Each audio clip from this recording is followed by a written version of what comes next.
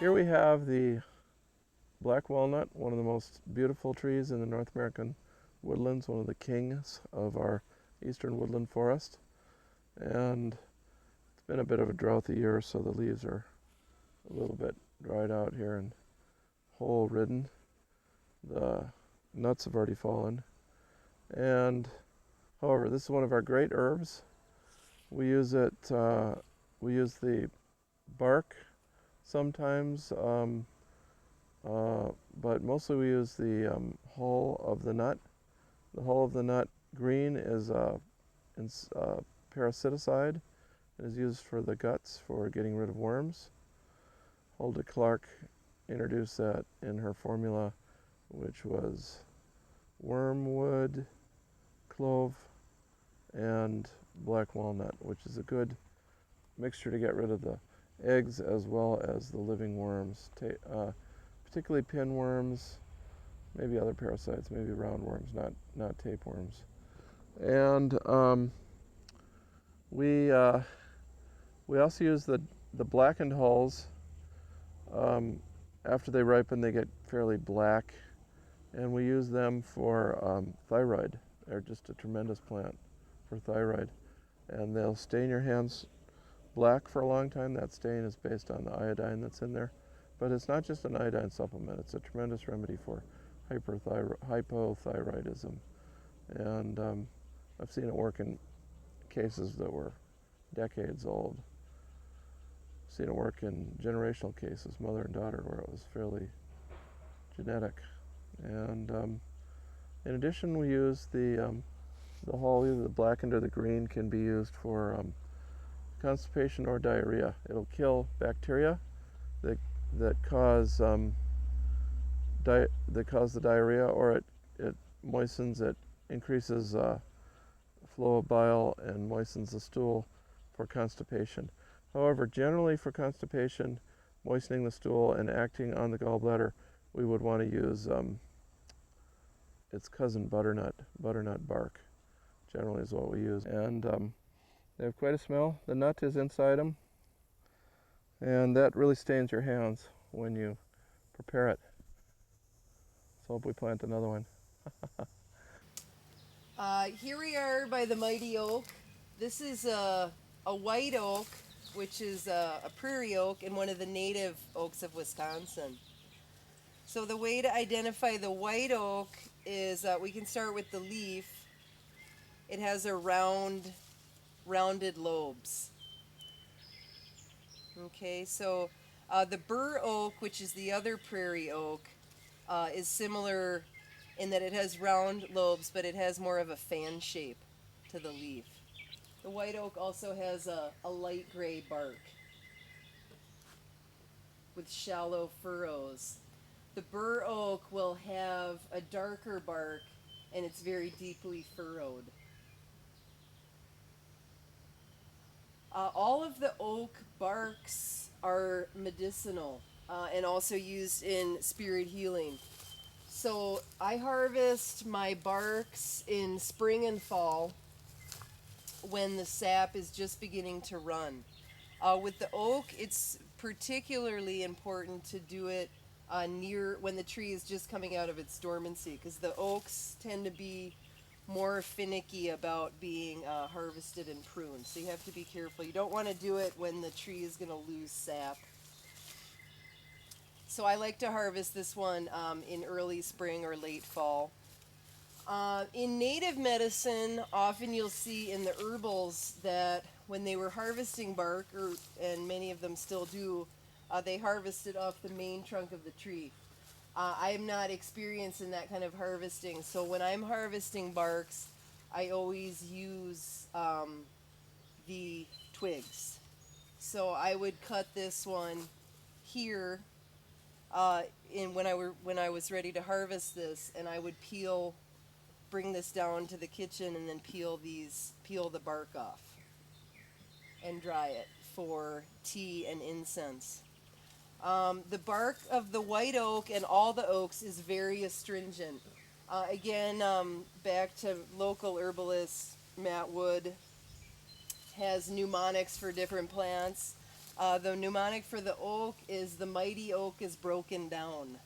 So he refers to the fact that the astringency of the bark of the oak helps with repairing the circulatory system where it's broken down and isn't returning fluids from the legs and feet. So with cases of edema in the feet or varicose veins in the feet and legs, the oak bark is a specific remedy for those kinds of problems. And what you would do after you harvested the bark, you could tincture that, as I demonstrated earlier, and use the tincture, or you could dry the bark and use it in a tea or infusion. And then when you were done steeping the herbs, you could drink the tea and then place the herb on the afflicted area on the leg. You could place it right on as a direct application of a poultice. So that's how I use this one. As far as spirit healing medicine, the oak bark is used in the native European spiritual tradition for an incense for community gatherings. The oak is a tree of the sun, and it's a tree of gathering people together. So it's used in the larger ceremonies that honor the turning of the year. And on the Celtic calendar, Lunasa would be the summer festival where you would use oak bark in the incense to honor the ancestors and to honor the turning of the year. And so I use this one in that way as well, as a base for ceremonial incenses. And that's it.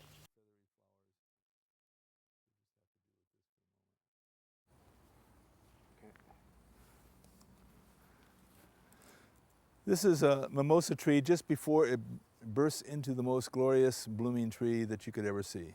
It's Albissia julibrissans. And the bark and the flowers are what's used. It's a spirit calming herb. Calms the shen, nourishes the shen or the spirit. This herb is considered by the Chinese and called by the Chinese an herb that promotes happiness, literally the happiness herb.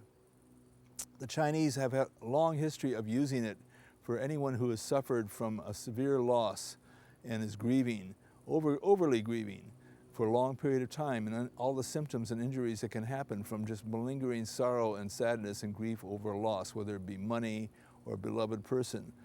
They would take Albissia and take it freely. They would soak it in alcohol and make an extract, take a bunch of the bark and just soak it in brandy. It has no side effects, no injurious things. It's an antidepressant, if you will, and it has none of the bad side effects of other antidepressants. And considering the considerable experience I've used on my patients and thousands of people around the country who have taken it in products since I began talking about it, we haven't heard of a single case of it doing any harm to anybody or any bad interactions with antidepressants that people are taking.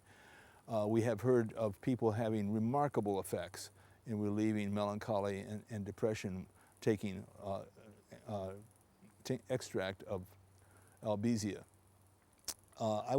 If I were to make it from this tree, I would take a limb that I decide I'd want to trim, and I'd cut the whole limb off, and I just shave all the bark off of it, rather than nipping little pieces here and there of the bark, which kind of just does a disservice to the tree.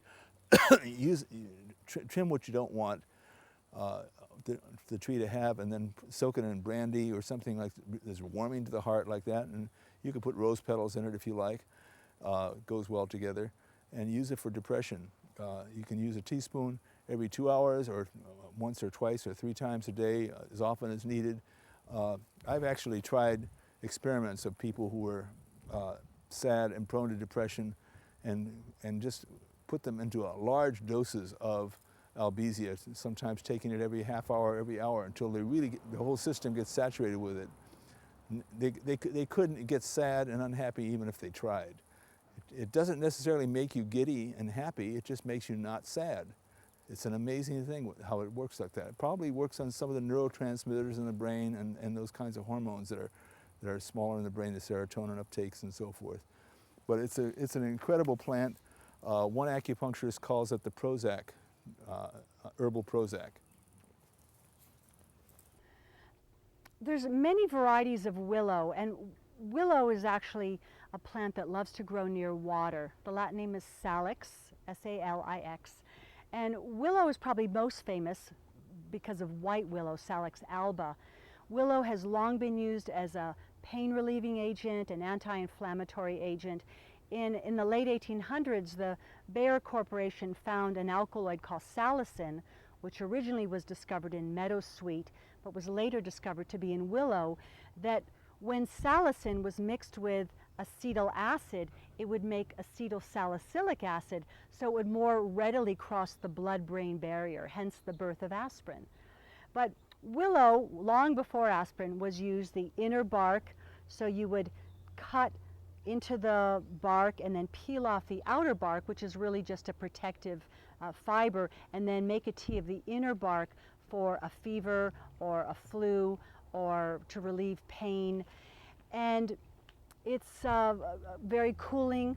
Now, willow is a flower essence, if you've heard of the Bach flower remedies or the California flower remedies, is good to help people be more flexible. You know, think about how willow bends with the wind. It's also a great flower essence for people that hold on to a lot of bitterness and resentment. Willow shapes itself very easily, perhaps because it grows near the water. It is often used to make wicker furniture or to make basketry. And you may have even heard of water witching.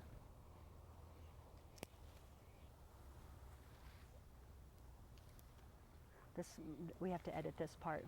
Yeah. And I didn't bring a knife with me, but I've almost got it.